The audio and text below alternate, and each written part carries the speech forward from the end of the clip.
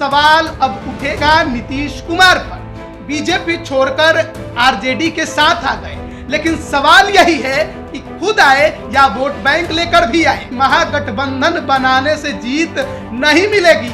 नीतीश कुमार को आगे कर देने भर से जीत नहीं मिलने वाली है। तेजस्वी यादव ने जो कहा उसमें वो अभी तक फेल हुए हैं। कोई बड़ा काम उन्होंने अभी तक नहीं किया। नीतीश कुमार के स्वजातीय जो है कुर्मी समुदाय, वो उनके दल बदलने से इतना ज्यादा क्षुब्ध था कि उसने खुलेआम कहा था कि वो बीजेपी को वोट करेंगे। महागठबंधन का क्या होगा जिसके अंदर 7 दल है और एक चुनाव वो नहीं जीत पाया कुडनी का, अब वो बिहार कैसे जीते? बीजेपी का पलड़ा हमने आपको भारी बताया था। बहुत लोगों ने इस पर हमें गाली दी, बहुत कुछ कहा, ये भी कहा कि आप बीजेपी के एजेंट हैं। लाइव बिहार ने अपने आंकड़ों से और अपने मेहनत संघर्ष से साबित किया है कि वो जो कहता है वो केवल हवाई बातें नहीं होती हैं, बल्कि ग्राउंड पर जाकर काम करके वो अपनी रिपोर्ट आप सभी के समक्ष प्रस्तुत करता है। कि सहनी अगर ऐसे ही नीतीश कुमार के फेरा में पड़े रहे तो पार्टी भी खत्म हो जाएगी और कुछ होने जाना है नहीं। मनोज कुशवाहा की छवि ने उनको बर्बाद कर दिया। आगे अब वो कभी जेडीयू या महागठबंधन का उम्मीदवार बनेंगे, इसकी भी संभावना कम हो गई। जो भी वोट जेडीयू के प्रत्याशी को मिला है वो 90% वोट आरजेडी का वोट बैंक है। उसमें जेडीयू का कोई मेहनत नहीं है, ना कोई core vote bank. Tejashwi Yadav का इमोशनल कार्ड भी काम नहीं आया। कुडनी की जनता ने एक बार फिर केदार गुप्ता को अपना विधायक चुन लिया है। उसी मंच पर नीतीश कुमार भाषण दे रहे थे और आरजेडी समर्थक कुर्सी उठाकर पीट रहे थे। बीजेपी अपना पीठ थपथपाएगी, चिराग पासवान अपना पीठ थपथपाएंगे, कहेंगे कि हमने जो कहा था वो करके दिखाया। नमस्कार, आप लाइव बिहार देख रहे हैं। मैं हूं राजमोहन तिवारी। तो अब मोकामा और गोपालगंज के बाद कुडनी विधानसभा उपचुनाव भी संपन्न होने के साथ इसका परिणाम आ चुका है। कुडनी विधानसभा उपचुनाव जब से शुरू हुआ तब से लेकर अभी तक लाइव बिहार ग्राउंड पर जाकर रिपोर्टिंग करता रहा।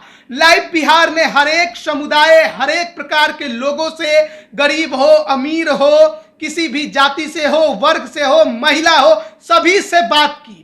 और सभी से बात करने के बाद हमने अपना एग्जिट पोल 5 दिसंबर की देर रात आपके सामने पेश किया था और उसमें हमने आपको बताया था कि कुडनी का चुनाव कौन जीत सकता है, क्यों जीत सकता है। 3 से 5 हजार के बीच जीत और हार का अंतर भी हमने आपको बताया था कि यही हो सकता है और बीजेपी का पलड़ा हमने आपको भारी बताया था। बहुत लोगों ने इस पर हमें गाली दी, बहुत कुछ कहा, यह भी कहा कि आप बीजेपी के एजेंट हैं, आप महागठबंधन के विरोधी पत्रकार हैं। लेकिन आज परिणाम सबके सामने है। हमने जो कहा वही परिणाम भी हुआ। बिहार में महागठबंधन की सरकार है, कोई इधर उधर नहीं कर सकता है। बावजूद इसके जो रिपोर्ट आज सुबह से हम आपको दे रहे थे, हमने कहा था कि कांटे की लड़ाई होगी, खूब उठापटक होगा। और देखिए, सुबह से लेकर देर शाम जब तक कि ये रिजल्ट पूरी तरह से आ नहीं गया, कोई नहीं कह सकता था कि कौन जीतेगा, कौन हारेगा। तमाम बड़े बड़े मीडिया संस्थान भी उतना सटीक एग्जिट पोल नहीं दे पाए जितना सटीक एग्जिट पोल हमने आप तक पहुंचाया था। तारापुर, कुशेश्वर स्थान, बोचाहा, मोकामा, गोपालगंज और अब कुडनी, लाइव बिहार ने अपने आंकड़ों से और अपने मेहनत संघर्ष से साबित किया है कि वो जो कहता है वो केवल हवाई बातें नहीं होती हैं, बल्कि ग्राउंड पर जाकर काम करके वो अपनी रिपोर्ट आप सभी के समक्ष प्रस्तुत करता है। और उसी का ये नतीजा है कि जो हमने कहा उसी के अनुसार इस बार कुडनी विधानसभा उपचुनाव का रिजल्ट भी देखने को मिला है। बीजेपी यहां जीती है और उसी मार्जिन के अनुरूप जीती है जिस मार्जिन को हमारे सहयोगी सुंदरम, जो कि गली गली कुडनी में घूम रहे थे, उन्होंने बताया था। तमाम आंकड़े आप सभी के सामने एक बार फिर से हम रख देते हैं कि कौन इस बार कितना वोट लेकर आया है कुडनी के रण में। आप सभी जानते होंगे कि 13 उम्मीदवार इस बार चुनावी मैदान में थे। ईवीएम में बटन जो थे वो 14 थे, क्योंकि एक नोटा भी था। बीजेपी के केदार गुप्ता को 76,648 वोट मिले हैं, जबकि मनोज कुशवाहा जो कि जेडीयू के उम्मीदवार थे महागठबंधन से, उन्हें 73,016 वोट मिले हैं। इस तरह से 3,632 वोटों से वो चुनाव हार गए। इसके बाद अगर बात करें विकासशील इंसान पार्टी के उम्मीदवार नीलाभ कुमार की, तो उन्हें 9,988 वोट हासिल हुए हैं। कहीं ना कहीं अगर नीलाभ कुमार वीआईपी के उम्मीदवार नहीं होते तो जीत का मार्जिन बीजेपी का और बढ़ता। एआईएमआईएम जिसे बीजेपी का बी टीम कहा जाता है, कहा यह जाता है कि जहां ये चुनाव लड़ते हैं वहां पर नुकसान पहुंचता है महागठबंधन को और उम्मीदवार इनके वजह से हार जाते हैं। आज इन पर हार का टिकरा नहीं फूटेगा, क्योंकि इनको वोट मिला है 3202, जबकि जेडीयू के उम्मीदवार हारे हैं 3600 से अधिक वोटों से। इसके अलावा जो आरजेडी के बागी थे शेखर सहनी, वो 3716 वोट लेकर आए हैं, यानी कि ये जेडीयू उम्मीदवार के हार का कारण हो सकते हैं। इसके अलावा जो समाज सेवी शेखर सहनी हैं, उनको 4,250 वोट हासिल हुए हैं। नोटा को 4446 बटन लोगों ने दबाया है। तो तमाम रिपोर्ट आपके सामने हमने एक बार फिर रिजल्ट के बाद ये पेश किया कि किसको कितने वोट मिले। लेकिन बिहार की जो राजनीति है अब बदलेगी और इसके साथ ही सवाल अब उठेगा नीतीश कुमार पर।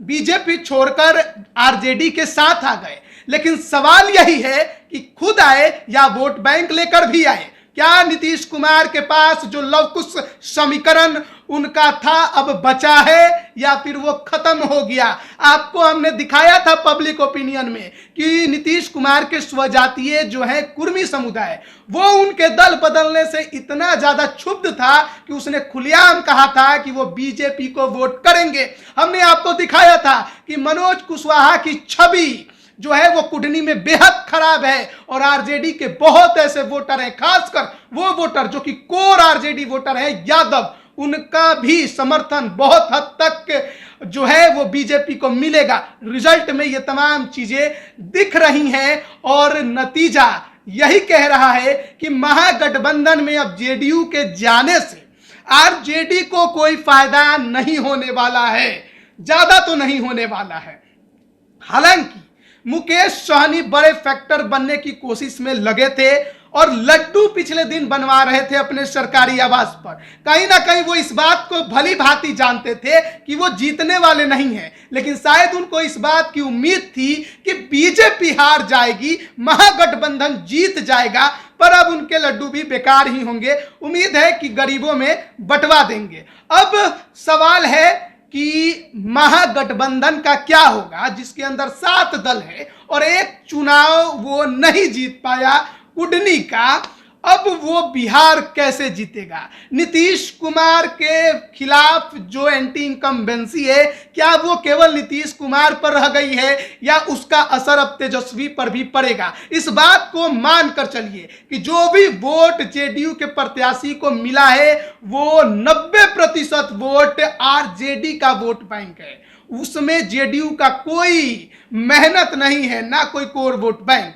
10% वही है जो कुशवाहा जाति के आधार पर मनोज कुशवाहा लेकर आए हैं। दबंग छवि, खराब व्यवहार, ये तमाम चीजें रही जिसने जेडीयू को कुडनी में हरवाया। कैंडिडेट शायद बदलते तो कुछ हो सकता था। आरजेडी ने अपनी सिटिंग सीट छोड़ी नीतीश कुमार के लिए, लेकिन अब वो चुनाव हार गई तो शायद आगे आरजेडी भी अपना कदम अब फूंक फूंक कर रखेगी। तेजस्वी यादव का इमोशनल कार्ड भी काम नहीं आया। कुडनी की जनता ने एक बार फिर केदार गुप्ता को अपना विधायक चुन लिया है। लेकिन अब इसके अलावा सवाल उठता है बीजेपी का क्या होगा। बीजेपी अब इस जीत को मोदी जी का जीत बताएगी और कहेगी कि मोदी जी के नाम पर उसे 2020 में भी 75-74 सीटें मिली थी और इस बार भी कुडनी की जीत उन्हीं के नाम पर उसे मिली है। चिराग फैक्टर के बारे में खूब चर्चा होगी कि चिराग पासवान जब गए थे रवि किशन के साथ तो जिस प्रकार का हुजूम था,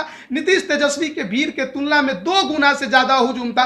उस हुजूम ने अपना काम करके दिखाया और बीजेपी के पक्ष में मतदान किया। भरी सभा में जिस प्रकार से अभ्यर्थियों पर, जो कि सीटेट बीटेट के अभ्यर्थी थे, 7वें चरण की बहाली की मांग कर रहे थे, जिन्हें नीतीश कुमार से ज्यादा तेजस्वी यादव पर भरोसा था, उसी मंच पर तेजस्वी यादव बैठे थे, उसी मंच पर नीतीश कुमार भाषण दे रहे थे और आरजेडी समर्थक कुर्सी उठाकर पीट रहे थे। वो भी अब सवाल खड़े करेगा कि क्या युवा जो है अब इस महागठबंधन से क्षुब्ध हो गया है, निराश हो गया है, क्योंकि इस नई सरकार के आने के बाद बहुत ज्यादा जो आंदोलन है अभ्यर्थियों का वो सड़कों पर देखने को मिल रहा है। बीपीएससी अभ्यर्थी भी इस महागठबंधन की सरकार से खुश नहीं है। बीजेपी अपना पीठ थपथपाएगी, चिराग पासवान अपना पीठ थपथपाएंगे, कहेंगे कि हमने जो कहा था वो करके दिखाया। बीजेपी अब 24 के चुनाव में खूब ज्यादा और ज्यादा मेहनत करते नजर आएगी, अभी से भिड़ जाएगी। लेकिन अब महागठबंधन को सोचना है कि इस 7 दलों का महागठबंधन बीजेपी को लोकसभा चुनाव में कैसे हराएगा, जब उस दौरान बड़े बड़े पोस्टरों पर नरेंद्र मोदी की तस्वीर होगी, उन्हीं के नाम पर चुनाव लड़ा जाएगा। कुटनी विधानसभा उपचुनाव बिहार की राजनीति का भविष्य तय करने वाला चुनाव था। यह बात हर कोई कह रहा था, बहुत लोगों का भविष्य इससे जुड़ा था। मनोज कुशवाहा की छवि ने उनको बर्बाद कर दिया। आगे अब वो कभी जेडीयू या महागठबंधन का उम्मीदवार बनेंगे, इसकी भी संभावना कम हो गई। केदार गुप्ता ने अपनी जो राजनीतिक भविष्य थी उसे बचा लिया है। आगे भी वो बीजेपी के लिए हमेशा आपको काम करते नजर आएंगे और बीजेपी उन्हें बड़े पद भी दे सकती है, क्योंकि ये लड़ाई उसी तरीके की थी और केदार गुप्ता ने वहां पर जीत हासिल करके दिखाया है। लोकसभा चुनाव साथ ही साथ भूमिहार फैक्टर खूब जोड़ा जा रहा था। सेमीफाइनल है कुडनी, ललन सिंह गए थे। भूमिहारों ने जिस प्रकार से उन्हें हरकाया था वो हर किसी ने वो वीडियो देखा था और भूमिहारों से जो नाराजगी की बातें चल रही थी बीजेपी की, वो भी इस बार कुडनी में खत्म होते नजर आ गई है। कई भूमिहार ब्राह्मण सामाजिक फ्रंट नीलाभ कुमार के लिए प्रचार करते रहे पर कुछ खास असर नहीं पड़ा। शानी वोटरों को लेकर भी हमने कहा था कि पूरे इस बार नहीं गए उनके साथ, और इस बार दिखा है कि पूरे के पूरे शानी वोटर भी वीआईपी के साथ नहीं गए, नहीं तो वोट बैंक उनका और ज्यादा बढ़ता। उन्होंने भी बीजेपी को वोट किया है। लेकिन यह बात तय है कि मुकेश सहनी अगर अकेले लड़ेंगे तो बीजेपी को नुकसान पहुंचाएंगे, लेकिन यहां कुछ बड़ा कारनामा नहीं किए हैं। ऐसे में अब बीजेपी तो हो सकता है कि चाहे कि मुकेश सहनी को अपने साथ जोड़कर कहीं हार जीत लायक वोट बैंक का असर पड़े तो वहां पर वो इनका इस्तेमाल कर सके, या फिर अगर लड़ाई दोनों के बीच छिड़ी रही तो अकेले रहेंगे। महागठबंधन साथ नहीं लेने वाला, इस बात को यकीन मान के चलिए। नीतीश कुमार का भले ही वो पीछे से उनको पकड़ कर आगे बढ़ते रहे, नीतीश कुमार जो कहे वो करते रहे, लेकिन मुकेश सहनी अगर ऐसे ही नीतीश कुमार के फेरा में पड़े रहे तो पार्टी भी खत्म हो जाएगी और कुछ होने जाना है नहीं। अब देखिए कि आगे क्या कुछ होता है, लेकिन कुडनी के रिजल्ट ने यह बता दिया है कि महागठबंधन बनाने से जीत नहीं मिलेगी। नीतीश कुमार को आगे कर देने भर से जीत नहीं मिलने वाली है। वोट बैंक अब उनका खत्म हो गया है।